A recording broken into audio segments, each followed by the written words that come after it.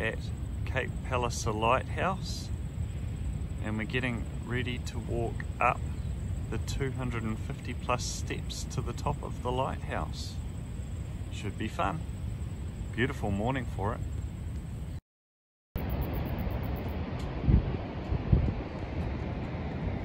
My son and I have just climbed up to the lighthouse in Cape Palliser on the south coast of the Wairarapa, New Zealand. And being a bit of a DIYer, I wondered, first of all, I'm doing my concrete project, I wondered how on earth did they get everything up here?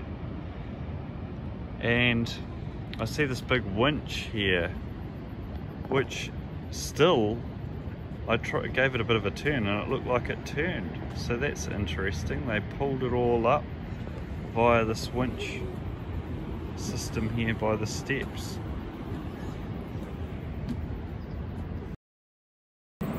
And the winch pulled things from all the way down the bottom here up along this rough track. The only other option was to walk up these stairs, but they probably didn't even have these stairs when they first got here. So a lot of work going in by people to set this lighthouse up. Beautiful spot though.